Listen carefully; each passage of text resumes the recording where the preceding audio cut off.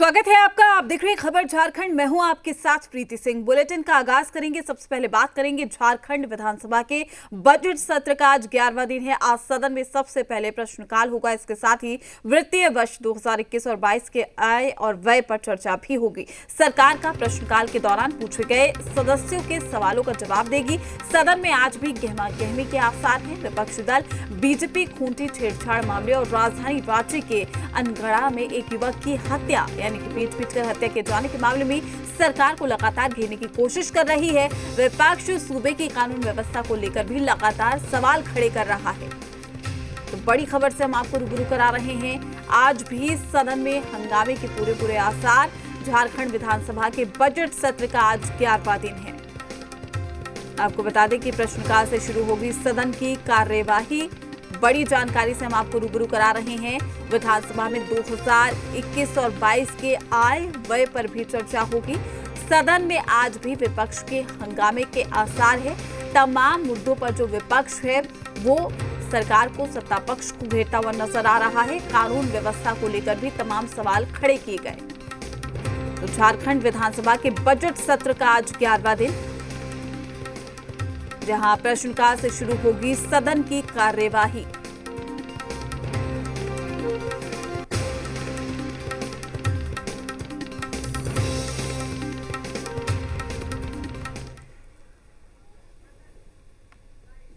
मैं तमाम जानकारी के साथ हमारे संवाददाता मदन भी हमारे साथ जुड़ चुके हैं। मदन, आज फिर से हंगामे के पूरे आसार, चूंकि तमाम मुद्दे हैं जिनको लेकर विपक्ष लगातार सत्ता पक्ष को घेरता हुआ नजर आ रहा है।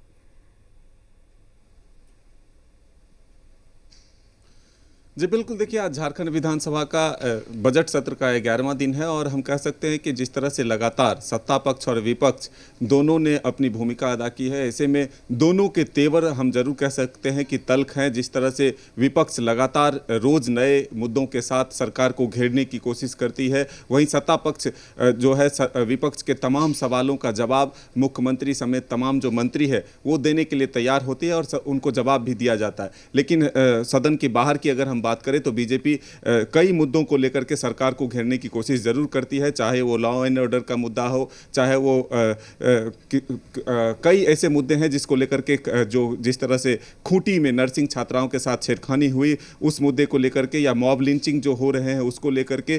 तो ये हम कह सकते हैं कि स्थानीय नीति को लेकर के, नियोजन नीति को लेकर के कई ऐसे मुद्दे हैं जिससे सरकार को घेरने की कोशिश जरूर की जा रही है। लेकिन आज की अगर हम बात करें तो सदन में प्रश्नकाल चलेगा, फिर उसके बाद जो है फिर जो आय व्यय है विभागवार उस पर चर्चा होगी, फिर सरकार का जवाब होगा, फिर मतदान होगा। लेकिन उसके साथ ही हम कह सकते हैं कि सदन के भीतर जो जिस तरह से विपक्ष ने अपनी ताकत दिखाने की कोशिश की है, उस बीच एक मैसेज भी देने की सरकार ने कोशिश की है कि सदन की कार्रवाई सुचारू रूप से चले, ताकि जो जनता से जुड़े हुए मुद्दे हैं वो सदन में उठ सके, जिससे सरकार और जो राज्य का जो लोग हैं उनके विकास के लिए जो काम है वो बाधा ना हो। ऐसे में विपक्ष से भी अपील की जा रही है कि वो सदन को चलने दे। विपक्ष भी ये पूरी तरह से अब हम देख सकते हैं कि सदन के भीतर जरूर माहौल अब शांत हुआ है। जो वाद विवाद हैं वो हो रहे हैं, जनता से जुड़े हुए जो प्रश्न है वो प्रश्नकाल के दौरान उठाए जा रहे हैं और मंत्री और मुख्यमंत्री के द्वारा जरूर जवाब दिए जा रहे हैं। तो इस भी हम कह सकते हैं कि सदन की कार्रवाई हंगामे के बीच जरूर चल रही है, लेकिन सत्ता पक्ष और विपक्ष दोनों के तेवर जो हैं वो जरूर तल्ख हैं। बिल्कुल मदन, लेकिन देखिए बड़ी बात यह है, कल जिस तरह की तस्वीरें सामने आई थी निकलकर, उसमें हमने देखा था कि जो विपक्षी दल है प्रदर्शन करने के लिए बैठ गए थे, तमाम हाथों में बैनर लेकर, और विपक्षी दल लगातार बीजेपी जो है खूंटी छेड़छाड़ मामले को उठा रही है। और सीधे तौर पर क्या वाकई आज एक बार फिर से मामला उठ सकता है? राजधानी रांची के अनगढ़ा में भी एक युवक की हत्या हो गई थी, उसको लेकर भी लगातार जो विपक्ष है वो सत्ता पक्ष को घेर रही है। पूरे तरीके से कानून व्यवस्था को लेकर सवाल खड़े किए जा रहे हैं।